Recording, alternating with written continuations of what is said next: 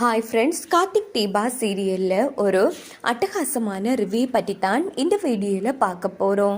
அதுக்கு முன்னாடி நம்ம சேனலை சப்ஸ்கிரைப் பண்ணாதவங்க கீழே இருக்கிற சப்ஸ்கிரைப் பண்ண கிளிக் பண்ணிவிட்டு பக்கத்தில் இருக்கிற பெல் ஐக்கனையும் கிளிக் பண்ணிடுங்க. வீடியோ பிடிச்சிருந்தா லைக் போட்டுட்டு பாருங்கள். இங்கே பார்த்தோன்னா மயில் கார்த்திக் திட்டம் போட்டு எப்படியாச்சும் காளியம்மா வீட்டில் போய் அந்த பத்திரத்தை ரெடி பண்ணாங்க இல்லையா, அவங்க 2 பேரும் காளியம்மா வீட்டில் தான் இருப்பானுங்க. ஸோ அவனுங்க இருக்கானுங்கன்னு நம்ம கண்டுபிடிக்கணும் அப்படின்னுட்டு மயில் சாமியார் விஷயம் போடுறாங்க. கோவில் இருக்கிறவங்களாம் நல்லா பேசினதும் காளியம்மாவும் நம்ம மயிலை உண்மையான சாமியார்னு நினைச்சிட்டு, சாமி நீங்கள் என்னோட வீட்டுக்கு ஆசீர்வாதம் பண்ணணும் அப்படின்னதும் உடனே மயிலும் சரின்னு சொல்லிட்டு காளியம்மா கூட கிளம்பி அவங்க வீட்டுக்கு போயிடுறாங்க. இதை கார்த்திக் நோட் பண்ணிடுறாங்க. அதுக்கப்புறமா பார்த்தோம்னா நேராக வீட்டுக்குள்ளே போனதும் உடனே நம்ம மயில் பெரிய ஆக்டிங் எல்லாம் கொடுக்குறாங்க. வாங்க சாமி உள்ளே வாங்க, நீங்கள் தான் நான் நினைச்ச காரியம் எல்லாமே எனக்கு கை கூடுறதுக்கு என்ன ஆசீர்வாதம் பண்ணணும் அப்படின்னதும் உடனே அது பூஜைகள்லாம் பண்ணி உடனே ஆசீர்வாதம் பண்ணுறாங்க. இங்கே பாருமா, உன் வீட்டில் ஏதோ கெட்ட சக்தி இருக்கிற மாதிரி தோணுது.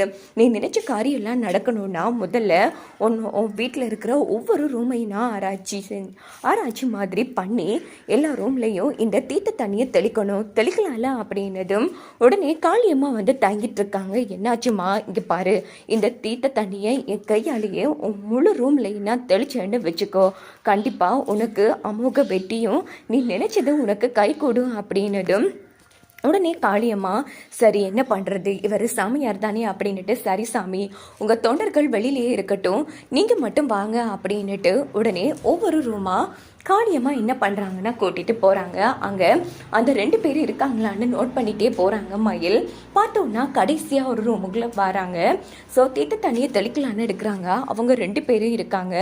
இதை பார்த்ததும் மயில் செம அதிர்ச்சி ஆகிறாங்க. அட பாவீங்களா, நம்ம சகல சொன்னது சரியாக போச்சு அப்படின்னா இந்த கிளடி இங்கே தான் மறைச்சி வச்சிருக்கா இவங்க 2 பேரையும், சரியான தில்லாலங்கடியாக இருப்பா போல இருக்கே அப்படின்னு யோசிக்கிறாங்க.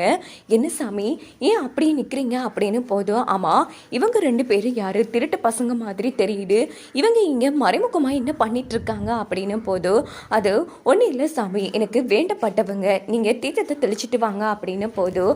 ஓஹோ அப்படியான்னுட்டு உடனே மயிலும் தண்ணியெல்லாம் தெளித்து முடிச்சுட்டு வெளியில் வராங்க. அப்படின்னு பார்த்து நம்ம காளியம்மா என்ன சாமி இப்போ நான் நினைச்ச காரியம் எல்லாம் கை கூடல அப்படின்னது, ஆமாம் இனிதான் நீ எதிர்பாராததெல்லாம் உனக்கு நடக்க போகுது அப்படின்னதும் இதை கேட்ட காளியம்மாள் ரொம்ப சந்தோஷப்படுறாங்க. அதுக்கப்புறமா பார்த்தோன்னா மயில் நேராக காத்திக்கிட்ட வராங்க. ஏப்பா சகலை, எப்படிப்பா எப்படி இவ்வளோ கரெக்டாக சொன்னா, ஆமாப்பா அந்த 2 பேரும் அந்த காளியம்மா வீட்டில் தான் மறைஞ்சிருக்காங்க அப்படின்னு போது நினைச்சேங்க. ஏன்னா அவங்க எந்த எல்லைக்கு வேணும்னாலும் போவாங்க, இதெல்லாம் அவங்களுக்கு சாதாரணமான விஷயம் அப்படின்னு போது, சரிப்பா இப்போ என்ன பண்ணுற ஐடியா அப்படின்னு போது, நமக்கு தெரிஞ்ச விஷயம் அவங்களுக்கு எக்காரணத்தை கொண்டு தெரியக்கூடாது, அப்படி ஒரு வேளை தெரிஞ்சா கண்டிப்பாக அவங்க 2 பேரையும் வேறொரு இடத்துக்கு ஷிஃப்ட் பண்ணிடுவாங்க. அவங்க உஷாராகிறதுக்குள்ளால நாம முந்தோன்னு வாங்க அப்படின்னுட்டு காட்டி என்ன பண்ணுறாங்கன்னா நேராக ஸ்டேஷனுக்கு போகிறாங்க. அங்கே போய் நடந்த விஷயத்த சொல்கிறாங்க. இவங்க 2 பேரும் சரியான ஆட்கள் சார், திருட்டுத்தனமாக ஒரு வீட்டையே அட்டையை போட பார்த்துருக்காங்க.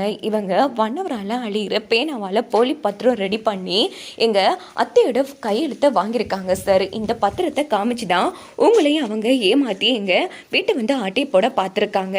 அதுக்குரிய ஆதாரம் இவங்க 2 பேரும் இப்படி வந்த ஆதாரம், அதே மாதிரி இவங்க 2 பேரையும் காளியம்மா அவங்க வீட்டில் தான் மறைச்சி வச்சுருக்காங்க அப்படின்னு போது, என்ன சொல்கிறீங்க?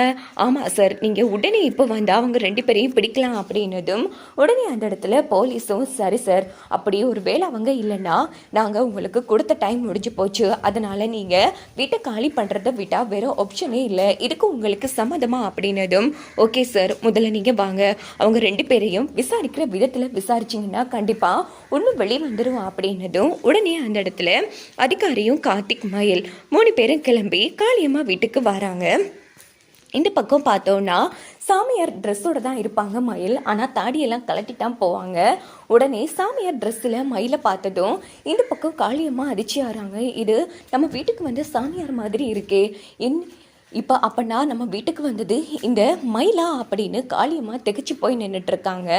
இந்த பக்கம் போலீஸை பார்த்த காளியம்மா என்ன பண்ணுறேன்னு புரியாமல் தவிக்கிறாங்க. சார் இந்த ரூமில் தான் இருக்காங்க, போய் செக் பண்ணுங்க அப்படின்னு மயில் சொன்னது. சார் எதுக்காக இப்போ தேவையில்லாமல் என்னோட ரூமுக்கு போகிறீங்க? இங்கே பாருங்கம்மா, இப்படி திருட்டுத்தனமாக பத்திரத்தில் கையெழுத்து வாங்கின 2 பேரையும் நீங்கள் தான் இந்த வீட்டில் மறைச்சி வச்சிருக்கிறதா எங்களுக்கு புகார் வந்திருக்கு. அதனால நாங்கள் ஒவ்வொரு ரூமையும் செக் பண்ணணும் அப்படின்னது. சார் அப்படி இங்கே யாருமே இல்லை அப்படின்னு காளியம்மா சொல்கிறாங்க. இங்கே பாருங்கம்மா, புகார் வந்தால் அதை செய்ய வேண்டியது எங்களோட கடமை, நீங்கள் கொஞ்சம் தள்ளுறீங்களா அப்படின்னதும் உடனே மயில் அந்த ரூமுக்கு போலீஸை வந்து கூட்டிகிட்டு போகிறாங்க. பார்த்தா 2 பேருமே அங்கே தான் இருக்காங்க. உடனே போலீஸ் வந்து பிடிச்சிட்றாங்க. டேய் நீங்கள் 2 பேரும் என்னடா பண்ணிகிட்ருக்கீங்க அப்படின்னதும் சார் விடுங்க அப்படிங்கிறாங்க. ஏமா எதுக்காக இவங்க 2 பேரும் வீட்டில் இருக்காங்க அப்படின்னதும் காளியம்மா திருன்னு முழிக்கிறாங்க. சார் இவங்களை விசாரிங்க சார், இவங்க தான் திருட்டுத்தனமாக இவ பேச்சை கேட்டு வண்ணவரால் அழியிற பேனாவால் எழுதி எங்கள் அத்தையே மாற்றிட்டாங்க அப்படின்னதும். டேய் ஒழுங்காக உண்மையை சொல்லுங்கள், இவங்க சொல்கிறதுலாம் உண்மையா அப்படின்னதும். ஆமாம் சார் எல்லாமே உண்மைதான், ஆனால் நாங்களாம் பண்ண இல்லை சார். இந்த அம்மா எங்களுக்கு பணம் கொடுத்தாங்க, பணத்துக்கு ஆசைப்பட்டு நாங்களும் இப்படி லீகலாக வேலை பார்த்துட்டோம். நாங்கள் பண்ணது தப்பு தான், எங்களை மன்னிச்சிடுங்க சார், எங்களை எதுவும் பண்ணிடாதீங்க, எங்களுக்கு எது பிரச்சனை வந்தால் எங்கள் வேலையே போயிடும் அப்படின்னதும். அப்படின்னா ஒரு பெண்மணி கஷ்டப்பட்டு உழைச்ச வீடை இப்படி யாரும் ஒருத்தியோட பேச்சை கேட்டு ஆட்டியை போட பார்த்துருக்கீங்க, அதுக்கு பார்த்தவங்களுக்கு துணை போயிருக்கீங்க, உங்களை எப்படிடா சும்மா விடுறது அப்படின்னுட்டு அங்கே வந்தவங்களை வந்து 2 பேரையுமே கைது பண்ண சொல்கிறாங்க. இங்கே பாருங்கள் சார், இந்த அம்மா சொல்லி தான் பண்ணா அப்படின்னதும். ஏமா இப்படி ஒரு பொம்பளையாக இருந்துட்டு ஒரு பொம்பளை கஷ்டப்பட்டு உழைச்ச வீட்டா ஆட்டை போடணும்னு பார்த்துருக்க, நீலாம் ஒரு பொம்பளையா? இங்கே பாருங்கள் சார், இவங்க மேலே நாங்கள் புகார் கொடுக்குறோம், எங்களால் ரொம்ப கஷ்டப்பட்டுட்டோம் நாங்கள், அதனால் இவங்களை கைது பண்ணுங்க அப்படின்னதும். இங்கே பாருங்கம்மா ஒழுங்காக கிளம்புங்க, எங்களோட நேரத்தை நீங்கள் வீணடிச்சிருக்கீங்க, இதை சும்மா விட கூடாது, கிளம்புங்க ஸ்டேஷனுக்கு அப்படின்னதும். உடனே காளியம்மா வந்து இங்கே பாருங்க சார், நான் சொல்கிறத கேளுங்க, நீங்கள் என்ன சொன்னாலும் நாங்கள் கேட்க தயாராக இல்லைம்மா, கிளம்புங்க அப்படின்னதும். கார்த்திக் நக்கலா சிரிக்கிறாங்க. உடனே காளியம்மா ஒரு நிமிஷம் அப்படின்னுட்டு, டேய் எப்பட்றா இப்படியெல்லாம் வேலை பார்க்குறா அப்படின்னு போதும், உங்கள் புத்தியெல்லாம் எனக்கு தெரியாதுன்னு நினச்சிங்களா? உங்களை மாதிரி கேவலமான ஆக்கள் எந்த கீழ்த்தரமான புத்திக்கும் போவீங்கன்னு எனக்கு தெரியும் அப்படின்னதும் கடுப்பாகிட்டு காளியம்மால அங்கேருந்து கைது பண்ணிட்டு போகிறாங்க. இந்த பக்கம் மயில் வந்து சூப்பர் சகலை அப்படின்னுட்டு உடனே நம்ம சாமுண்டீஸ்வரி போட்டிருந்த அந்த பத்திரம்லாம் இருந்திருக்கும், அது எல்லாத்தையும் கிழிச்சு போட்டுட்டு கார்த்திக் நேராக கிளம்புறாங்க. அங்கே பார்த்தோன்னா சிவனாட்டியும் அவங்க சித்தப்பாவும் ஓடி வராங்க. அத்தை என்னத்தை இப்படி ஆயிடுச்சு அப்படின்னு போது. சார் இவங்க நீங்கள் 2 பேராலையும் தான் இவ்வளோ பிரச்சனையா அப்படின்னு மயில் சொன்னதும். இங்கே பாருங்க, என்னோட பசங்களுக்கு இதுக்கும் சம்மந்தம் இல்லை, என்னை மட்டும் கைது பண்ணுங்க அப்படின்னு காளியம்மாள் சொன்னதும் போலீஸ் காளியம்மாளை மட்டுமே அங்கேருந்து கூட்டிட்டு போயிடுறாங்க. இந்த பக்கம் பார்த்தோன்னா கார்த்திக் மயில் வீட்டுக்கு வந்துடுறாங்க. அத்தை நம்மளை பிடிச்ச சனி விலகிடுச்சு அப்படின்னதும். இன்னும் மாப்பிள்ள சொல்கிறீங்க அப்படின்னதும். உடனே நடந்த அத்தனை விஷயத்தையும் மயில் வந்து சொல்கிறாங்க. இது கேட்டு சந்திரா அதிர்ச்சி ஆகிறாங்க. நம்ம எங்கே அடித்தாலும் எப்படி தான் இவன் நகர்ந்து போகிறானோ தெரியலையா அப்படின்னுட்டு சந்திரா ஒரு பக்கம் செம கடுப்பில் இருந்துட்டு இருக்காங்க. சூப்பர் மாப்பிள்ளை, நீங்கள் இவ்வளோ அழகாக பிரில்லியண்டாக யோசிப்பீங்கன்னு நான் கொஞ்சம் கூட எதிர்பார்க்கல மாப்பிள்ளை, எனக்கு மனசுக்குள்ளே பக்குன்னு தான் இருந்துச்சு, என்னடா ஏதோ நடந்துருமோன்னு. ஆனால் நீங்கள் உங்கள் புத்திசாலித்தனத்தால் நம்ம வீட்டையே மீட்டு கொடுத்துட்டீங்க, ரொம்ப நன்றி மாப்பிள்ளை அப்படின்னு சாமுண்டீஸ்வரி நம்ம கார்த்தியை கொண்டாடிட்டு இருக்காங்க. இதை பார்த்து சந்திராவுக்கு செம கடுப்பாகுது. இங்கே பார்த்தோன்னா ஸ்டேஷனில் வந்திருக்காங்க, லாக்கப்பில் போட்டு வச்சுருக்காங்க காளியம்மாவை.